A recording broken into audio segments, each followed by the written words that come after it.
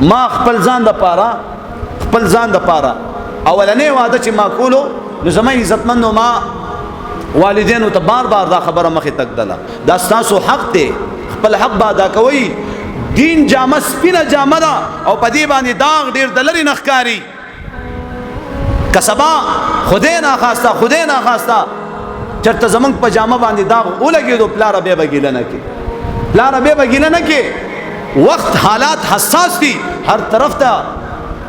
بے حیائی ده فحاشي ده هر طرف ته زما عزتمندو وی پیشو تر هغه پوری شیخی چې په مګه نوی پیخه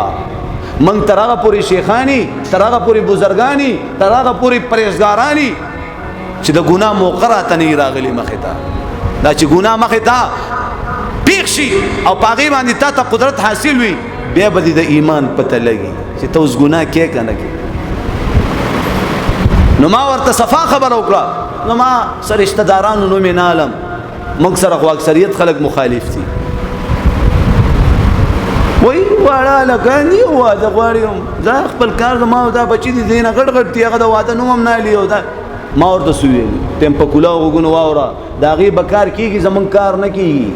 پوه شوئ په اشاره باندې د هغې به کار کېږي زموږ کار نه کېږي او موږ نه کار کول غواړو نه په دین باندې داغ لګول غواړو موږ نکاح غواړو نکاح په نکاح سره مال زیاتیږي په نکاح سره الله راضي کیږي په نکاح سره ایمان کمپلیټ کیږي او انسان نکاح کړي دا مونږ کوي داغي اجر او ثواب او بی نکاح چې هغه چې کم دی نکاح نه کړي داغي بچی نشته داغي مونږ او دس کې د ځمکې اسمان فرق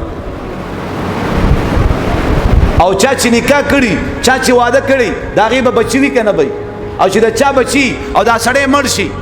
او دا بچي په یو لاره تیریږي نو دا سوی دا ماشومان څوک دي وایي پلان کې دي خو دې وبخي دا د هغې بچي دي تا ته څه وکړي دعا درته وکړي ستا نوم ډېر وخته پورې ژوندی نو نکاح کول پکار دي که نه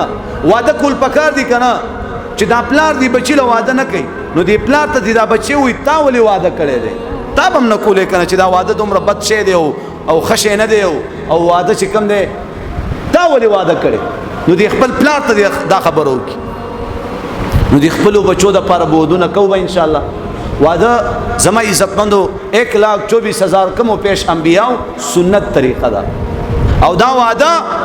په صحیح نیت باندې چې چا کړی دی هغه خلک الله مالداره کړي او نکاح سره سړی مالداره کېږي تاسو ډېرې نکاحګانې وکئ ډېر بچي راوړئ حکومت څه وایي 2 بچے اچھے